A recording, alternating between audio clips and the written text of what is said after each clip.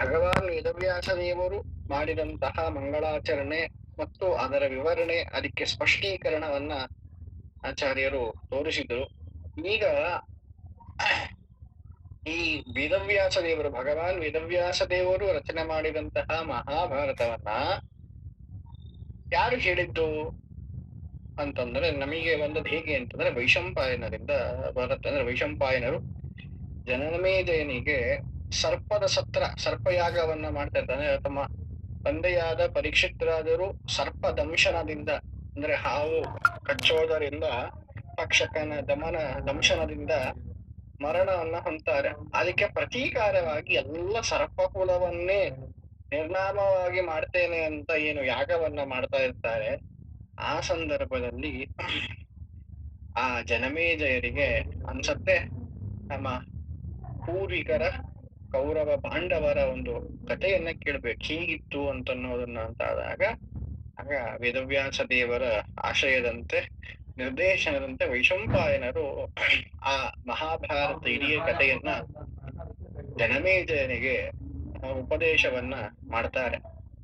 ಹಾಗಾಗಿ ನಮಗೆ ಒಂದು ಇದೇನು ಇದು ಎರಡನೇ ಮಂಗಳಾಚರಣೆ ಅಂತ ಅನ್ನೋದು ಆಶ್ಚರ್ಯ ಪಡಬಾರದು.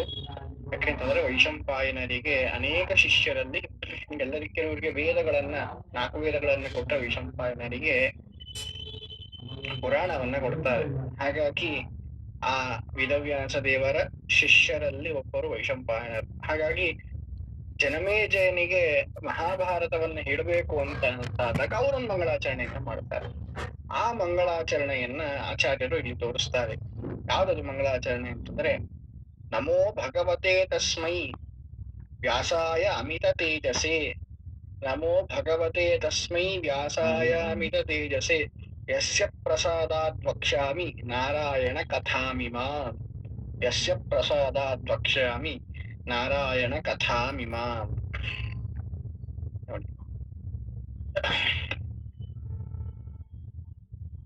ಅಂದ್ರೆ ವೇದವ್ಯಾಸ ದೇವರು ಹೇಗಿದ್ದಾರೆ ಅಂತಂದ್ರೆ ಅವರೊಂದು ಸೂರ್ಯನಂತ ಇದ್ದಾರೆ, ಅಮಿತ ತೇಜಸ್ಸಿ ಅಂತ. ಅಂದ್ರೆ ಅವರ ಪ್ರಕಾಶ ಹೇಗಿದೆ ಅಂತಂದ್ರೆ ಅಸದೃಶವಾದಂತಹ ಪ್ರಕಾಶ. ಅಂದ್ರೆ ಲೆಕ್ಕ ಇಷ್ಟೇ ಅವರ ಒಂದು ತೇಜಸ್ಸು, ಇಲ್ಲಿಗೆ ಮುಗೀತು ಇಲ್ಲಿ ಬರೋದಕ್ಕೆ ಇಷ್ಟೇ ಅಂತ ಹೇಳಲಿಕ್ಕೆ ಬರೋದಿಲ್ಲ. ಜ್ಞಾನ ಸೂರ್ಯರು ವೇದವ್ಯಾಸ ದೇವರು ಅಂತ. ಅದರಂತೆನೆ ಮತ್ತೆ ಟೀಕಾರಾಯರು ಕೂಡ ಅದೇ ರೀತಿಯಾಗೇನೆ ಸುಧೆಯಲ್ಲೂ ಕೂಡ ವರ್ಣನೆಯನ್ನ ಮಾಡ್ತಾರೆ ವೇದವ್ಯಾಸ ದೇವರು ಜ್ಞಾನ ಸೂರ್ಯರು. ಹಾಗಾಗಿ ಜ್ಞಾನ ಸೂರ್ಯರು ವೇದವ್ಯಾಸ ದೇವರು. ಹಾಗಾಗಿ ಅಂತಹ ಜ್ಞಾನ ಸೂರ್ಯರಾದ ವೇದವ್ಯಾಸ ದೇವರಿಂದ ಅನುಗೃಹೀತರಾದಂತಹ ನಾನು, ಅಂದ್ರೆ ವೈಶಂಪಾಯನರು, ನಾರಾಯಣ ಕಥಾಮಿಮಾಂ ವಕ್ಷ್ಯಾಮಿ, ಭಗವಂತನ ಕಥೆಯನ್ನ ಹೇಳ್ತೇನೆ ಅಂತ ಹೇಳ್ತಾರೆ. ನೋಡಿ, ಯಾವ ಕೆಲವರು ಆಸ್ತಿಕಾದಿ ತಥಾಪರೆ ಅಂತ ಹೇಳ್ತಾರೆ. ಯಾರಿದು ಕತೆ? ಮಹಾಭಾರತ ಥೀಮ್ ಏನು ಅಂತಂದ್ರೆ ಯಾರ್ದೋ ಒಬ್ರು ಇವರು ಆಸ್ತಿಕಾದಿಗಳ ಕತೆ, ಕೆಲವರು ಕುರುಪಾಂಡವರ ದಾಯಾದಿಗಳ ಕಲಹ, ಏನೇನೋ ಹೇಳ್ತಾರೆ. ಆದ್ರೆ ನಿಜವಾಗಲೂ ಥೀಮ್ ಏನು ಅಂತಂದ್ರೆ ನೋಡಿ, ಗ್ರಂಥ ರಚನೆಯನ್ನ ಮಾಡಿದ್ದು ವೇದವ್ಯಾಸ ದೇವರು, ಅವರ ಶಿಷ್ಯರು ಮತ್ತೆ ವೈಶಂಪಾಯನರು. ಇದಕ್ಕಿಂತ ಅಥೆಂಟಿಸಿಟಿ ನಮಗೆ ಬೇಕಾಗೇ ಇಲ್ಲ ಅಲ್ವಾ? ಹಾಗಾಗಿ ಗ್ರಂಥ ರಚನೆ ಮಾಡಿದವರು ಗುರುಗಳು ಏನಂತ ಹೇಳಿರ್ತಾರೋ ಶಿಷ್ಯರು ಅದೇ ರೀತಿಯಾಗಿ ಕಲ್ತಿರ್ತಾರೆ. ಹಾಗಾದ್ರೆ ಅದನ್ನೇ ಮತ್ತೆ ಉಪದೇಶವನ್ನ ಮಾಡ್ತಾ ಇದ್ದಾರೆ ಅಂತಂದ್ರೆ ಈ ಕಥೆಯ ಜೀವಾಳ ಏನು ಅಂತಂದ್ರೆ ಪರಮಾತ್ಮನೇ, ಭಗವನ್ ನಾರಾಯಣನೇ, ಅವನ ಸರ್ವೋತ್ತಮತ್ವವೇ ಇದು ಈ ಕಥೆಯ ಮಹಾಭಾರತದ ಜೀವಾಳ ಅಂತ ಇಲ್ಲಿ ಸ್ಪಷ್ಟವಾಗಿ. ಅದಕ್ಕೋಸ್ಕರ ಇಲ್ಲಿ ಆಚಾರ್ಯರು ಆ ಮಂಗಳಾಚರಣೆಗಳನ್ನ ಹಿಡಿದು ತೋರಿಸ್ತಾ ಇದ್ದಾರೆ. ಇಷ್ಟು ಅಂದ್ರೆ ಒಂದೊಂದು ಹೆಜ್ಜೆ ಹೆಜ್ಜೆಗೂ ಆಚಾರ್ಯರು ಪ್ರಮಾಣಗಳ ಮಳೆಯನ್ನೇ ಸುರಿಸ್ತಾರ ಆಚಾರ್ಯರು. ಇದಕ್ಕೆ ನಾವು ಇದನ್ನ ನಂಬಲಿಲ್ಲ ಅಂತ ನಮ್ಮಂತಹ ಅದೇನು ಅಂತಾರಲ್ಲ, ಕೈಗೆ ಕೊಟ್ಟು ಹೇಳಿದ್ರು ಕೂಡ ದಿವಾಂಧ ಅಂತಾರಲ್ಲ, ಗೂಬೆ ಅಂತ ನಾವು ಕಣ್ಮುಚ್ಕೊಂಡ್ ಕೂತ್ರೆ ಯಾರಿಗೆ ಹಾನಿ? ನಮಗೇ ಹಾನಿ. ಹಾಗಾಗಿ ಈ ಕಾರಣದಿಂದ ಅಂದ್ರೆ ಇದು ಭಗವಂತನೇ ಈ ಮಹಾಭಾರತದಿಂದ ಪ್ರತಿಪಾದ್ಯ, ಮುಖ್ಯವಾಗಿ ಪ್ರತಿಪಾದ್ಯ ಅಂತ ಅನ್ನೋದನ್ನ ತೋರಿಸ್ಲಿಕ್ಕಾಗಿ ನೋಡಿ ಅವ್ರೇನ್ ಹೇಳ್ತಾರೆ, ನಾರಾಯಣ ಕಥಾಮಿಮಾಂ ಅಲ್ವಾ? ನಾರಾಯಣ ಯಾರು? ದೋಷ ದೂರನಾದಂಥವನ ಕತೆ, ಭಗವಂತನ ಕತೆ ಅಂತ ಹೇಳಿ ಅವರು ಪ್ರತಿಜ್ಞೆಯನ್ನ ಮಾಡ್ತಾರೆ. ಮತ್ತೆ ಮುಂದೆ ಹೇಳ್ತಾರೆ ಮುಂದಿನ ಶ್ಲೋಕದಲ್ಲಿ, 68ನೇ ಶ್ಲೋಕದಲ್ಲಿ, ವಾಸುದೇವಸ್ತು ಭಗವಾನ್. ನಾರಾಯಣ ಅಂತ ಹೇಳಿದ್ರೆ ಯಾರು ದೋಷ ದೂರನಾದವನು ಯಾರು ಅಂತಂದ್ರೆ ಹೇಳ್ತಾರೆ ನೋಡಿ, ವಾಸುದೇವಸ್ತು ಭಗವಾನ್ ಕೀರ್ತಿತೋತ್ರ ಸನಾತನಃ. ವಾಸುದೇವಸ್ತು ಭಗವಾನ್ ಕೀರ್ತಿತೋತ್ರ ಸನಾತನಃ ಪ್ರತಿಬಿಂಬ ಪ್ರತಿಬಿಂಬಮಿವಾದರ್ಶೆ ಯಂ ಪಶ್ಯಂತ್ಯಾತ್ಮನಿ ಸ್ಥಿತಂ. ಪ್ರತಿಬಿಂಬಮಿವಾದರ್ಶೆ ಯಂ ಪಶ್ಯತ್ಯಾತ್ಮನಿ ಸ್ಥಿರಂ. ಇಲ್ಲಿ ಏನು ಮತ್ತೆ ಕತೆ ಇದು? ದೋಷ ದೂರನಾದವನು ಅಂತ ಹೇಳಿದಿರಿ. ಯಾರದು ದೋಷ ದೂರನಾದವನು? ಯಾರು ಅಂತಂದ್ರೆ ಯಾವ ಜ್ಞಾನಿಗಳು, ಜ್ಞಾನವನ್ನ ಸಂಪಾದನೆ ಮಾಡಿದಂತಹ ಋಷಜ್ಞಾನಿ, ಋಷಿಗಳು ಅಂದ್ರೆ ಜ್ಞಾನಪೂರ್ಣರಾದಂತರು, ವಿವೇಕಿಗಳು, ಪ್ರಜ್ಞಾವಂತರು, ಆಯ್ತಾ, ಅಂಥವರು ಆ ತಮ್ಮಲ್ಲಿ ಜೀವನಲ್ಲಿರುವಂತಹ ಪರಮಾತ್ಮನನ್ನ ಹೇಗೆ ಕಾಣ್ತಾರೆ ಅಂತಂದ್ರೆ, ಕನ್ನಡಿಯಲ್ಲಿ ಪ್ರತಿಬಿಂಬವನ್ನ ಹೇಗೆ ನಾವು ನೋಡ್ತೇವಲ್ಲ, ನಾವು ದರ್ಪಣದಲ್ಲಿ ಕನ್ನಡಿಯಲ್ಲಿ ನಮ್ಮ ಮುಖ ಎಷ್ಟು ಅನಾಯಾಸವಾಗಿ ಸ್ಪಷ್ಟವಾಗಿ ಕಾಣಿಸುತ್ತೋ ಹಾಗೆ ಆ ಋಷಿಗಳು ತಮ್ಮ ಪ್ರತಿಬಿಂಬ ಭಗವಂತನನ್ನ ಕಾಣ್ತಾರಂತೆ. ಎಲ್ಲ ಚರಾಚರ ಪ್ರಪಂಚಗಳಲ್ಲಿ ಭಗವಂತನ ಅಂತಹ ಅನಾದಿ ನಿತ್ಯನಾದಂತಹ ಭಗವಂತನ ಈ ಕಥೆಯಲ್ಲಿ ಪ್ರತಿಪಾದ್ಯನಾಗಿದ್ದಾನೆ ನೋಡಿ. ವಾಸುದೇವಸ್ತು ಭಗವಾನ್ ಕೀರ್ತಿತೋತ್ರ ಸನಾತನಃ. ಆದ್ಯಂತರಹಿತನಾದ ಸನಾತನನಾದ ಯಶೋದೇವ ಪ್ರಕಾರನಾದ ಭಗವಂತನೇ ವಾಸುದೇವ.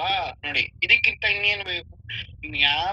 ಯಾರೂ ಕೂಡ ಮತ್ತೆ ಶಿವ ಅಲ್ಲ, ಮತ್ತೆ ಬ್ರಹ್ಮ ಅಲ್ಲ, ಯಾರು ಪಾಂಡವರಲ್ಲ, ಇವರಲ್ಲ, ಯಾರು ಅಲ್ಲ ಪ್ರತಿಪಾದ್ಯರಾದ ಭಗವಂತನೇ ವಾಸುದೇವಸ್ತು ಭಗವಾನ್ ಕೀರ್ತಿತೋತ್ರ ಸನಾತನಃ. ಅದೇ ಎಂತವನು ಎಲ್ಲಾ ಕಡೆ ಇದ್ದಾನೆ, ಎಲ್ಲಾ ಕಡೆ ಇರುವಂತಹ ಭಗವಂತ, ಸರ್ವತ್ರ ವ್ಯಾಪ್ತನಾದಂತಹ ಭಗವಂತ. ಪ್ರತಿಬಿಂಬ ವಿವಾದರ್ಶ ಎಂ ಪಶ್ಯತ್ಯಾತ್ಮನಿ ಸ್ಥಿತಂ. ತಮ್ಮಲ್ಲಿ ಅಂದ್ರೆ ಆ ಋಷಿಗಳೆಲ್ಲ ಅಪರೋಕ್ಷ ಜ್ಞಾನದಿಂದ ಕಾಣುವರು ಯಾರು? ಬಿಂಬ. ಯಾವಾಗ ಬಿಂಬದ ಸಾಕ್ಷಾತ್ಕಾರ ಆಗತ್ತೆ ಆಗ ಅಪರೋಕ್ಷ ಜ್ಞಾನಿಗಳು. ಅಂದ್ರೆ ಎಲ್ಲರಲ್ಲೂ ಇರುವಂತಹ ಭಗವಂತನೇ ಇಲ್ಲಿ. ಮತ್ತೆ ಅದು ಯಾರು? ಮತ್ತೆ ವಾಸುದೇವ, ಬೇರೆ ಅವರಲ್ಲ, ಭಗವಾನ್ ಅಂತಂದ್ರೆ ಬೇರೆ ಯಾರು ಅಲ್ಲ, ಮತ್ತೆ ಸಂಶಯ ಬರಬಾರದು ಅಂತಾನೆ ಇಷ್ಟು ಸ್ಪಷ್ಟವಾಗಿ ಆಚಾರ್ಯ ತಿಳಿಸ್ಕೊಡ್ತಾ ಇದ್ದಾರೆ. ದೋಷ ದೂರನಾದಂತಹ ನಾರಾಯಣ ವಿಷ್ಣುವಿನ ಸಮುದ್ರಶಾಹಿಯಾದಂತಹ ಭಗವಂತನೇ ಈ ಒಂದು ಮಹಾಭಾರತದಿಂದ ಮೂಲ ಪ್ರತಿಪಾದ್ಯ. ಅವನನ್ನ ತಿಳಿಸಿಕೊಡ್ಲಿಕ್ಕೇನೆ ಇಲ್ಲಿ ಈ ಒಂದು ಕಥೆ ಅಂತ ಅನ್ನೋದು, ಮಹಾಭಾರತ ಅಂತ ಅನ್ನೋದಿದೆ. ಇನ್ನು ಹೇಳ್ತಾರೆ ಏನು ಅಂತಂದ್ರೆ 69ನೇ ಶ್ಲೋಕ. ನಾಸ್ತಿ ನಾರಾಯಣ ಸಮ. ಇದು ಬಹಳ ಪ್ರಸಿದ್ಧವಾದ ಶ್ಲೋಕ. ನಾರಾಯಣ ಸಮಂ ನ ಭೂತಂ ನ ಭವಿಷ್ಯತಿ. ನಾಸ್ತಿ ನಾರಾಯಣ ಸಮಂ ನ ಭೂತಂ ನ ಭವಿಷ್ಯತಿ. ಏತೇನ ಸತ್ಯವಾಕ್ಯೇನ ಸರ್ವಾರ್ಥಾನ್ ಸಾಧಯಾಮ್ಯಹಂ. ಏತೇನ ಸತ್ಯವಾಕ್ಯೇನ ಸರ್ವಾರ್ಥಾನ್ ಸಾಧಯಾಮ್ಯಹಂ. ನೋಡಿ, ನಾಸ್ತಿ ನಾರಾಯಣ ಸಮಂ, ಭಗವಂತನಿಗೆ ಸಮಾನನಾದಂತಹ. ಸಮಾನ ಅಂತ ಯಾವ ಅರ್ಥದಲ್ಲಿ? ಅವನಂತೆ ಗುಣಪೂರ್ಣನಾದ, ದೋಷ ದೂರನಾದಂತಹ ಬಲಾದಿಗಳಲ್ಲಿ ಮತ್ತೆ ಶಕ್ತಿಯಾದಿಗಳಲ್ಲಿ ಎಲ್ಲದಲ್ಲಿ, ಎಲ್ಲ ಗುಣಗಳಲ್ಲಿ ಅವನಿಗೆ ಸಮಾನನಾದಂತಹ ಒಬ್ಬ ವ್ಯಕ್ತಿ ಆಗ್ಬೋದು, ವಸ್ತು ಆಗ್ಬೋದು, ಇನ್ನೊಂದು ಇಲ್ಲ. ಯಾವಾಗ? ಈಗ ಮಾತನ ವರ್ತಮಾನ ಕಾಲದಲ್ಲಿ ಪ್ರೆಸೆಂಟ್ ಅಂತಂದ್ರೆ ನ ಭೂತಂ, ಹಿಂದೆಯೂ ಆ ರೀತಿ ಭಗವಂತನ ಸಮಾನನಾದವನು, ಸಮಾನವಾದ ವಸ್ತು ಇರ್ಲಿಲ್ಲ, ವ್ಯಕ್ತಿ ಇರ್ಲಿಲ್ಲ. ನ ಭವಿಷ್ಯತಿ, ಮುಂದೆ ಇರುತ್ತ, ಭವಿಷ್ಯತ್ ಮುಂದೆ ಇರೋದೇ ಇಲ್ಲ. ತ್ರೈಕಾಲಿಕ ನಿಷೇಧ. ಹಿಂದೆ ಇರ್ಲಿಲ್ಲ, ಈಗಿಲ್ಲ, ಮುಂದೆ ಇರೋದಿಲ್ಲ. ಭಗವಂತ ಅವನು ಏಕಮೇವ ಅದ್ವಿತೀಯ, ಅವನು ಒನ್ ಅಂಡ್ ಓನ್ಲಿ ಪರಮಾತ್ಮ ಅವನು. ಏತೇನ ಸತ್ಯವಾಕ್ಯನ ಸರ್ವಾರ್ಥಾನ್ ಸಾಧಯಾಮ್ಯಹಂ. ಅಂದ್ರೆ ಈ ಒಂದು ಸತ್ಯವಾದ ನೋಡಿ, ಇದೆಲ್ಲ ಸುಳ್ಳಲ್ಲ, ವ್ಯಾವಹಾರಿಕ ಅಲ್ಲ ಇದು. ಬೇರೆಯವರು ಹೇಳುವಂತೆ ಇದು ವ್ಯಾವಹಾರಿಕ, ಇವೆಲ್ಲ ಸಗುಣ ಬ್ರಹ್ಮ ಇವೆಲ್ಲ.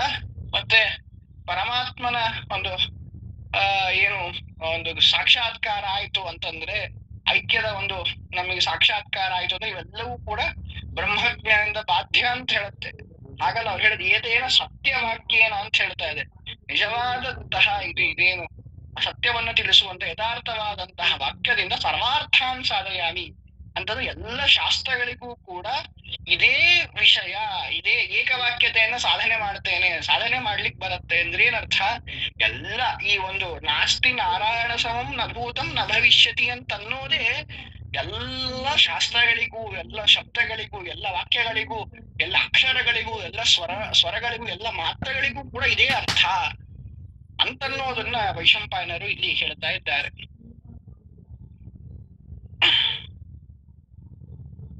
ಇನ್ನ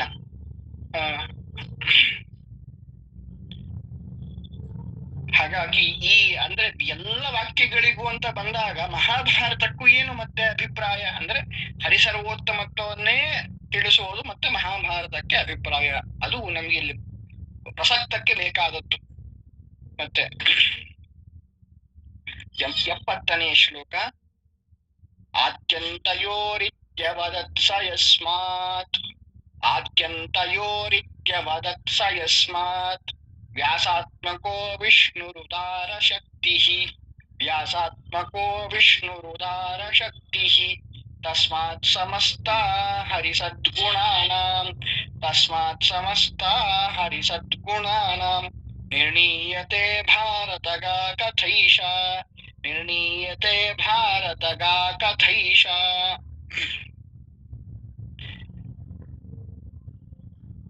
ನೋಡಿ, ಮಂಗಲದಲ್ಲಿ ಏನಂತ ಹೇಳಿದ್ರು ಅಂತಂದ್ರೆ ಆ ಎಲ್ಲರಿಂದಲೂ ಕೂಡ ವಂದ್ಯನಾದಂತಹ ಭಗವಂತ ಏನಾಗಿದ್ದಾನೆ, ಸರ್ವೋತ್ತಮನಾಗಿದ್ದಾನೆ ಅಂತ ಅನ್ನೋದನ್ನ ಹೇಳಿದ್ರು. ಅಲ್ಲಿ ಹೇಳ್ಬೇಕಾದ್ರೆ ಜಗದೇಕನಾಥ ಅಂತ ಹೇಳಿದ್ರು ಅಲ್ವಾ. ಜಗದೇಕನಾಥ ಅಂದ್ರೆ ಸರ್ವೋತ್ತಮ, ಅವನೊಬ್ಬನೇ ಎಲ್ಲರನ್ನೂ ನಿಯಮನ ಮಾಡುವಂತಹ ಭಗವಂತ ಅವನೊಬ್ಬನೇ ಅಂದ್ರೆ ಹರಿಸರ್ವೋತ್ತಮತ್ವವನ್ನ ಹೇಳುತ್ತೆ ಅಂತ. ಹಾಗಾದರೆ ಆದ್ಯಂತದಲ್ಲಿ ಅಂದ್ರೆ ಪೂರ್ತಿ ಅದು ಇರ್ಬೇಕಲ್ಲ, ಹಾಸು ಹೊಕ್ಕಾಗಿರಬೇಕು. ಬರೀ ಉಪಕ್ರಮದಲ್ಲಿ ಹೇಳಿದ್ರು, ಉಪಸಂಹಾರದಲ್ಲಿ ಹೇಳಿದ್ರು, ಮತ್ತೆ ಏನೋ ಹೇಳಿಬಿಟ್ರು ಅಂತಲ್ಲ, ಎಲ್ಲ ಕಡೆಗಳಲ್ಲಿಯೂ ಕೂಡ ಅದು ಹೇಳಲ್ಪಟ್ಟಿದೆ ಅಂತನ್ನೋದರಿಂದ ಈ ಒಂದು ಶ್ಲೋಕವನ್ನ ಆಚಾರ್ಯ ಹೇಳ್ತಾರೆ, ತೋರಿಸ್ತಾರೆ. ಯಾವ ಗ್ರಂಥಕರ್ತೃವಾದಂತಹ ಭಗವಂತ, ವ್ಯಾಸರೂಪನಾದಂತಹ ವ್ಯಾಸರೂಪಿಯಾದಂತಹ ಭಗವಂತ ಎಲ್ಲ ಮಂಗಳ ಪದ್ಯದಲ್ಲಿ ಹೇಳಿದ್ದೇನು, ಹರಿಸರ್ವೋತ್ತಮತ್ವವನ್ನು ಹೇಳಿತ್ತು. ಹಾಗಾಗಿ ಅದಕ್ಕೆ ಅನುಗುಣವಾಗಿಯೇನೆ ಎಲ್ಲವೂ ಕೂಡ ಇದೆ. ಆದ್ಯಂತಯೋರಿತ್ಯವದತ್ಸ ಯಸ್ಮಾತ್ ವ್ಯಾಸಾತ್ಮಕೋ ವಿಷ್ಣುದಾರ ಶಕ್ತಿ ತಸ್ಮಾತ್ ಸಮಸ್ತ ಹರಿಸದ್ಗುಣಾನ. ಹಾಗಾಗಿ ಅಂದ್ರೆ ಆದಿಯಲ್ಲಿ ಅಂತ್ಯದಲ್ಲಿ ಭಗವಂತನ ಹರಿಸರ್ವೋತ್ತಮತ್ವವನ್ನೇ ಹೇಳಲ್ಪಟ್ಟಿದೆ ಅಂತಂದಾಗ ಮಧ್ಯದಲ್ಲೂ ಅದೇ ಇರತ್ತೆ. ಅದು ಹೆಂಗ್ ಗೊತ್ತಾಗತ್ತೆ? ನಿರ್ಣೀಯತೆ ಭಾರತಗ ಕಥೈಷ ಅಂದ್ರೆ ನಾವು ಮತ್ತೆ ಮಧ್ಯಭಾಗವನ್ನು ನೋಡಿದಾಗ ಇದು ನಮಗೆ ತಿಳಿದು ಬರುವುದೇನು ಅಂತಂದ್ರೆ, ಮಹಾಭಾರತದಲ್ಲಿ ಹಾಸು ಹೊಕ್ಕಾಗಿರುವಂತಹ ಪಸರಿಸಿರುವಂತಹ ಪ್ರಮೇಯ ಏನು, ಮುಖ್ಯವಾದ ಪ್ರಮೇಯ ಏನು ಅಂದ್ರೆ ಹರಿಸದ್ಗುಣ ಅಂದ್ರೆ ಭಗವಂತನ ಸರ್ವೋತ್ತಮತ್ವ, ಅವನು ಗುಣಪೂರ್ಣನಾಗಿದ್ದಾನೆ, ದೋಷದೂರನಾಗಿದ್ದಾನೆ ಅಂತ ಅನ್ನೋದೇ ಪ್ರಮೇಯ ಅಂತ ಹೇಳಿ ಅದನ್ನ ನಾವು ಆಚಾರ್ಯರು ತಿಳಿಸಿಕೊಡುತ್ತಾರೆ. ಅದು ಹೇಗೆ ಅಂತ ಅನ್ನೋದು ಮಧ್ಯದಲ್ಲಿ ಬರುವಂತಹ ಶ್ಲೋಕಗಳನ್ನ ಆಚಾರ್ಯರು ಉದಾಹರಣೆಯನ್ನ ಕೊಡ್ತಾರೆ. ಬರೀ ನಾನು ಹೇಳ್ತಾ ಇದ್ದೆ ನೋಡಿ, ಅದನ್ನ ಹೆಚ್ಚೆಗೂ ನಾನು ಹೇಳ್ತೇನೆ. ಯಾಕೆ ಅಂತಂದ್ರೆ ಬರೀ ದರ್ಶನಾಚಾರ್ಯರು ಅಂತಂದ್ರೆ ಅವ್ರು ಪ್ರಶ್ನಾತೀತರು ಅಂತ ಅಲ್ವೇ ಅಲ್ಲ. ಎಲ್ಲರೂ ಕೂಡ ಪ್ರಶ್ನೆಗೆ ಅರ್ಹರೇ. ವಿಮರ್ಶೆಯನ್ನ ಇವರು ನಾವು ಮತ್ತೆ ಸುಧಿಯಲ್ಲಾಗಬಹುದು, ಅದ ಅನುವ್ಯಾಖ್ಯಾನದಲ್ಲಾಗಬಹುದು, ಮತ್ತೆ ಬೇರೆ ಕಡೆಯಲ್ಲಾಗ್ಬೋದು. ಮತ್ತೆ ಆ ವೇದವ್ಯಾಸ ದೇವರು ಹೇಳಿದಂತಹ ಒಂದೊಂದು ಸೂತ್ರಗಳಿಗೂ ಯುಕ್ತಾಯುಕ್ತತೆಯನ್ನು ಚಿಂತನೆ ಮಾಡ್ತಾರೆ ಆಚಾರ್ಯರು. ಅಂದ್ರೆ ಸೂತ್ರಕಾರರು ಮತ್ತೆ ಭಾಷ್ಯಕಾರರಿಗೆ ಉಪಜೀವಿಯರು ಅಂದ್ರೆ ಗುರುಸ್ಥಾನೀಯರು. ಅಂದ್ರೆ ಇಲ್ಲಿ ಗುರುಗಳೇ ಇಲ್ಲ ಅಂತ ಹೇಳೋದಿಲ್ಲ, ಗುರುಸ್ಥಾನೀಯರಾಗಿರ್ತಾರೆ. ಹಾಗಾದ್ರೆ ಗುರುಗಳನ್ನ ವಿಮರ್ಶೆ ಮಾಡುವುದು ಅಂತ ಅವ್ರು ಹೇಳಿದ ಮೇಲೆ ಮುಗಿದು ಹೋಯ್ತು, ಕಣ್ಣು ಮುಚ್ಕೊಂಡು ಹೋಗ್ಬಿಡ್ಬೇಕು? ಇಲ್ಲ, ವಿಮರ್ಶೆ ಮಾಡ್ತಾರಲ್ಲಿ. ಈ ಸೂತ್ರ ಹೀಗೆ ಯಾಕೆ ನಿವೇಶನ ರಚನೆಯನ್ನ ಮಾಡಿದ್ರು, ಬೇರೆ ರೀತಿಯಾಗಿ ಯಾಕೆ ಮಾಡ್ಲಿಲ್ಲ, ಇದು ಸರಿಯಾ ತಪ್ಪ ಅಂತ ಅನ್ನೋದನ್ನ ವಿಮರ್ಶೆ ಮಾಡ್ತಾರೆ. ಹಾಗಾಗಿ ಅದೇ ಒಂದು ನಮ್ಮ ಆಚಾರ್ಯರು ಕೂಡ ಆಗಿದ್ದಾರೆ. ನಮ್ಮ ಮಧ್ವಾಚಾರ್ಯರು ಮತಾಚಾರ್ಯರು ಅಂತ ಹೇಳಿದ ತಕ್ಷಣ ಅವ್ರು ಹೇಳಿದ್ದನ್ನ ನಾನು ಹೇಳಿದ್ದೇನೆ ನಂಬಿ ಅಂತ ಆಚಾರ್ಯ ಎಂದಿಗೂ ಕೂಡ ಹೇಳಿಲ್ಲ. ಅವ್ರು ಹೇಳೋದೇನು, ನಾನ್ ಹೇಳ್ತಿರೋದಲ್ಲ, ಮೂಲ ಈ ರೀತಿಯಾಗಿದೆ, ವೇದ ಈ ರೀತಿಯಾಗಿದೆ, ಶಾಸ್ತ್ರ ಈ ರೀತಿಯಾಗಿದೆ, ಪುರಾಣಗಳು ಈ ರೀತಿಯಾಗಿ ಹೇಳ್ತಾ ಇದೆ. ಅದ್ ಏನ್ ಹೇಳ್ತಾ ಇದೆ ಅಂತ ನಾನು ತೋರಿಸಿಕೊಡ್ತೇನೆ, ಅದನ್ನ ಎತ್ತಿಡ್ತೇನೆ ಮತ್ತೆ ತೋರಿಸಿಕೊಡ್ತೇನೆ ನನ್ನ ಮಾತಿನಿಂದಲ್ಲ, ಅದನ್ನು ಎತ್ತಿಡ್ತೇನೆ. ಹಾಗೆ ಹಸಿ ಆದದ್ದನ್ನೇ ನಿಮ್ ಮುಂದೆ ಎತ್ತಿಡ್ತೇನೆ, ಬಿಸಿ ಆದದ್ದನ್ನೇ ನೀವು ಅದನ್ನ ನೋಡಿ ಸ್ವೀಕಾರ ಮಾಡಿ ಅಷ್ಟೇ ಹೊರತು ಆಗ್ರಹ ಇಲ್ಲ. ನನ್ನ ಮಾತೇ ಅಂತಿಮ ಅಂತ ಆಗ್ರಹ ಇಲ್ಲ. ಹಾಗಾಗಿ ಮುಂದೆ ಆಚಾರ್ಯ ಏನ್ ಮಾಡ್ತಾರೆ ಅಂದ್ರೆ ಮಧ್ಯದಲ್ಲಿ ಬರುವಂತಹ ಶ್ಲೋಕಗಳನ್ನ ಅಂದ್ರೆ ಹರಿಸರ್ವೋತ್ತಮತ್ವವನ್ನೇ ಮುಖ್ಯವಾಗಿ ಎತ್ತಿ ತೋರಿಸುವಂತಹ ಶ್ಲೋಕಗಳನ್ನ, ಕೆಲವು ಶ್ಲೋಕಗಳನ್ನ ಇಲ್ಲಿ ಆಚಾರ್ಯ ಸಂಗ್ರಹವನ್ನು ಮಾಡ್ತಾರೆ. ಆದಿಯಲ್ಲಿ ಬಂದಂತಹ ಶ್ಲೋಕಗಳು, ಮಧ್ಯದಲ್ಲಿ, ಅಂತ್ಯದಲ್ಲಿ. ಆದಿ ಮತ್ತು ಅಂತ್ಯ ಮಧ್ಯದಲ್ಲಿ ಇದೆ ಅಂದ್ರೆ ಅರ್ಥ ಅದು ಪೂರ್ಣವಾದಂತಹ ಮಹಾಭಾರತ ವ್ಯಾಪಿಸಿರೋದು ಹರಿಸರ್ವೋತ್ತಮತ್ವವನ್ನೇ ಅಂತ ಅನ್ನೋದನ್ನ ತಿಳಿಸಿಕೊಳ್ಳಲಿಕ್ಕೆ ಆಚಾರ್ಯ ಇಷ್ಟು ಒಂದು ಪ್ರಯತ್ನವನ್ನ ಮಾಡ್ತಾ ಇದ್ದಾರೆ ಗ್ರಂಥದಲ್ಲಿ. ನೋಡಿ, ಒಂದು ಎಷ್ಟು ಬರುತ್ತೆ ಗೀತೆ ಅದೆಲ್ಲ ಒಂದು ಯಸ್ಮಾಕ್ಷರಮತೀತೋಹಂ ಅಕ್ಷರಾದ ಬೀಜೋತ್ತಮ ಸಸುರಾಸುರ ಗಂಧರ್ವಂ ಶಯಕ್ಷೋರಗ ರಕ್ಷಸಂ ಇವೆಲ್ಲವೂ ಕೂಡ ಮತ್ತೆ ಕೂತಾತ್ನಾಮು ವಿಷ್ಣು ಸಹಸ್ರನಾಮ. ಮತ್ತೆ ಇನ್ನೊಂದು ಸುಂದರವಾದಂತಹ ಒಂದು ಶ್ಲೋಕವನ್ನ ವ್ಯಾಖ್ಯಾನಕಾರರು ಸೆರೆ ಹಿಡಿತಾರೆ. ಏಷ ನಿಷ್ಕಂಟಕ ಪಂಥ ಯತ್ರ ಸಂಪೂಜ್ಯತೆ ಹರಿಹಿ ಕುಪಥಂ ತಂ ವಿಜಾನೀಯಾತ್ ಗೋವಿಂದ ರಹಿತಾಗಮಂ. ನೋಡಿ, ಈಗ ಪ್ರಚಲಿತದಲ್ಲಿ ಆ ಮತ ಯುಕ್ತ ಈ ಮತ ಯುಕ್ತ ಅವನಿಂದನೇ ಇವ್ರನಿಂದನೇ ನಡೆದಿದೆ. ಆದರೆ ಭಗವಂತ ಹೇಳ್ತಾನೆ ನೋಡಿ, ಏಷ ನಿಷ್ಕಂಟಕ ಪಂಥ ಎತ್ತ ಸಂಪೂಜ್ಯತೆ ಹರಿಹಿ. ನೋಡಿ, ಯಾವುದು ಸುಗಮವಾದಂತಹ ಒಂದು ದಾರಿ ಯಾವುದು ಅಂತಂದ್ರೆ ಅದು ಎಲ್ಲಿ ಭಗವಂತನನ್ನ ಆದರ ಮಾಡ್ತೇವೋ, ಅಂದ್ರೆ ಯಾವ ಶಾಸ್ತ್ರ ಭಗವಂತನನ್ನ ಆದರ ಮಾಡುತ್ತೋ, ಅವನನ್ನ ಉಚ್ಚ ಅಂತ ಹೇಳಿ ಮೇಲೆ ಸರ್ವೋತ್ತಮ ಅಂತ ಹೇಳಿ ಎತ್ತಿ ಹಿಡಿಯತ್ತೋ ಅದು ಏನು ಅಂತಂದ್ರೆ ನಿಷ್ಕಂಟಕ ಪಂಥ. ಅದು ಯಾವ ಅಡೆತಡೆಗಳಿಲ್ಲದೆ ಇರುವಂತಹ, ಹಳ್ಳ ಇಲ್ಲದೆ ಇರುವಂತಹ ದಾರಿಯಾಗಿದೆ. ಮತ್ತೆ ಕುಪಥಂ, ಸರ್ ಹಾಗಾದ್ರೆ ಒಳ್ಳೆ ದಾರಿ ಇದೆ ಅಂದ್ರೆ ಕೆಟ್ಟ ದಾರಿ ಉಂಟಿರ್ಬೇಕಲ್ವಾ? ಈಗ ಹೈವೇ ಇದೆ, NH ಹೈವೇ ಇದೆ, ನೈಸ್ ರೋಡ್ ಇದೆ ಅಂದ್ರೆ ಒಂದು ಕೆಟ್ಟ ರೋಡ್ ಇರ್ಬೇಕಲ್ವಾ? ಸರ್ವಿಸ್ ರೋಡ್ ಅದ್ಯಾವ್ದದು? ಅದ ಆ ಸರ್ವಿಸ್ ರೋಡು ಮತ್ತೆ NH ಒಂದೇ ಕಡೆ ಹೋಗುತ್ತೆ. ಆದ್ರೆ ಹಂಗಂತಲ್ಲ, ಒಂದು ಬೇರೆ ಕೆಟ್ಟ ಕಡೆಗೆ ಕರ್ಕೊಂಡು ಹೋಗುವಂತದ್ದು ಒಂದು ರೋಡ್ ಇರ್ಬೇಕಲ್ವಾ? ಯಾವ್ದು ಕೆಟ್ಟ ಕಡೆ ಕರ್ಕೊಂಡು ಹೋಗೋದು ಅಂದ್ರೆ ಕುಪಥಂ ತಂ ವಿಜಾನೀಯ ಗೋವಿಂದ ರಹಿತಾಗಮಂ.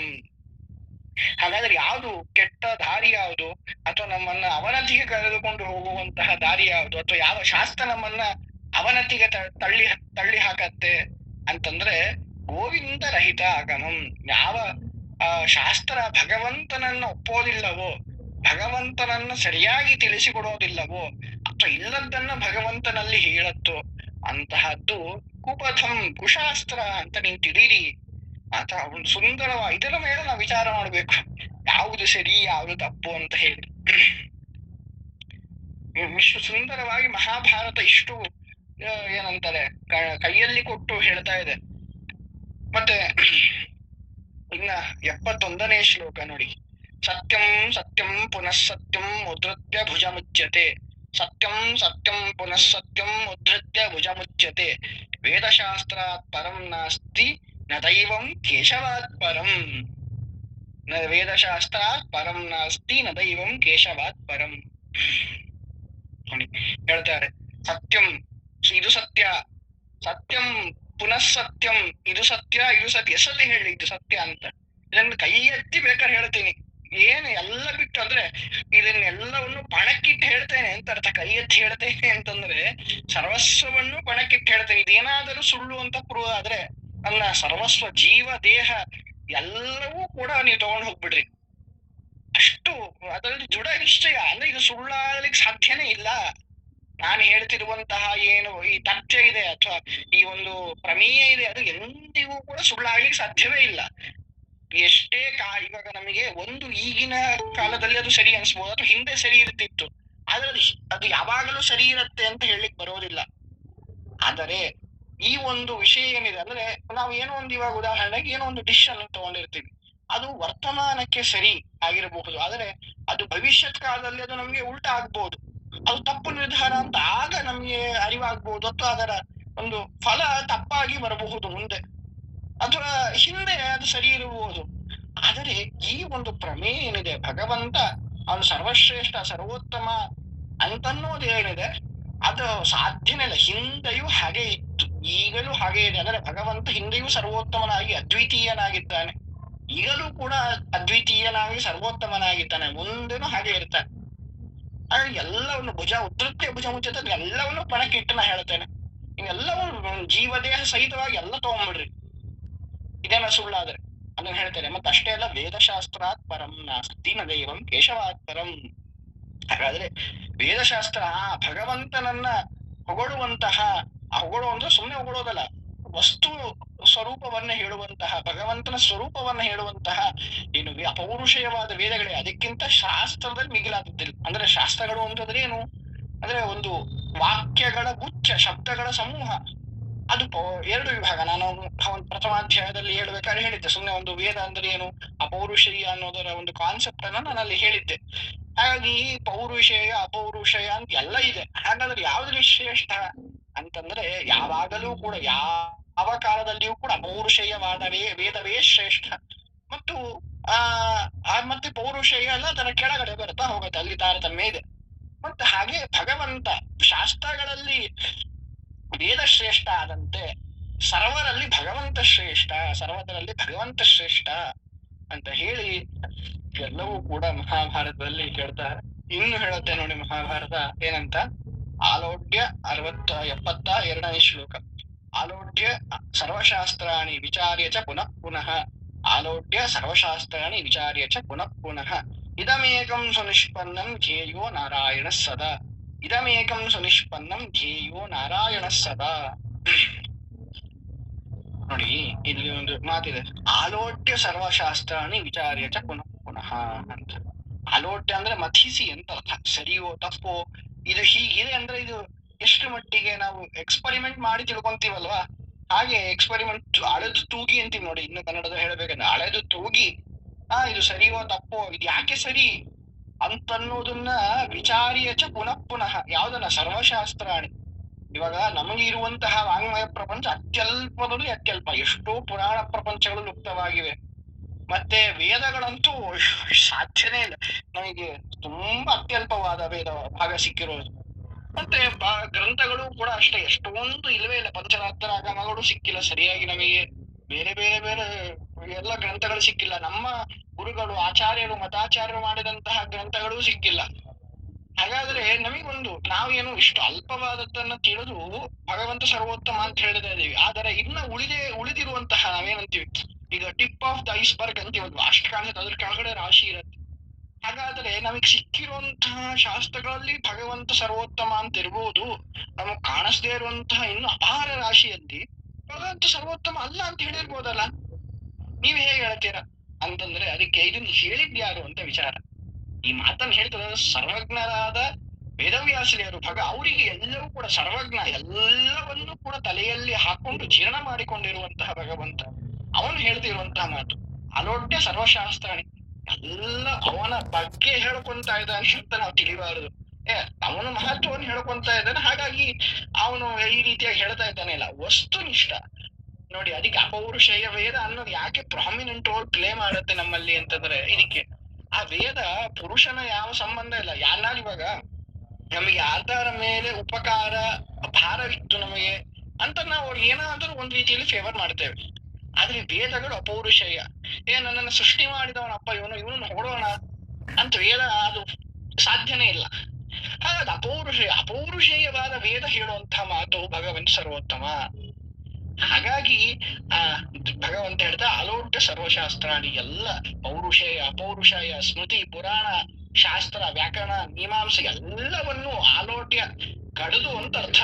ಕಡಿದು ಮಥನವನ್ನ ಮಾಡಿ ವಿಚಾರ್ಯ ಚ ಪುನಃ ಪುನಃ ಮತ್ತೊಮ್ಮೆ ವಿಚಾರ ಮಾಡಿ ಇದನ್ನೇಕಂ ಸುನಿಷ್ಪನ್ನಂ. ಇದು ದೃಢವಾಗಿ ಹೇಗೆ ಬೆಣ್ಣೆ ತೇಲಿ ಮೇಲೆ ಬರುತ್ತಲ್ವಾ, ಮಜ್ಜಿಗೆಯನ್ನ ಕಡ್ದಾಗ ಬೆಣ್ಣೆ ತೇಲೆ ಹೇಗೆ ಮೇಲೆ ಬರುತ್ತೆ, ಹಂಗೆ ಬೆಣ್ಣೆಯಂತೆ ನವನೀತದಂತೆ ಒಂದದ್ದೇನು ಪ್ರಮೇಯ ಅಂದ್ರೆ ಧ್ಯೇಯೋ ನಾರಾಯಣ ಸದಾ. ಯಾವಾಗಲೂ ಕೂಡ ಭಗವಂತನನ್ನು ಧ್ಯಾನ ಮಾಡಬೇಕು. ಯಾಕೆ ಅಂದ್ರೆ ಅವನು ಸರ್ವೋತ್ತಮ ಗುಣಪರಿಪೂರ್ಣ, ಹಾಗಾಗಿ ಅವನನ್ನು ಧ್ಯಾನ ಮಾಡಬೇಕು ಅನ್ನೋದು ಒಂದು ಪ್ರಮೇಯವಾಗಿದೆ. ಮಹಾಭಾರತ ಪ್ರಮೇಯ ಅಂತ ಹೇಳಿ ಹೇಳ್ತಾರೆ. ಇನ್ನ 73ನೇ ಶ್ಲೋಕದಲ್ಲಿ ಮತ್ತೆ ಸ್ಮರ್ತವ್ಯ ಸತತಂ ವಿಷ್ಣು. ಉಂಟಾ? ಇಲ್ಲ, ಇದಾಗೋದಿಲ್ಲ ಇವತ್ತಿಗೆ, ನಾಳೆ ಮಾಡೋಣ ಈ ಶ್ಲೋಕವನ್ನು. ಸಮಯ ಬೇಕಾಗತ್ತೆ ಹೇಳಿ.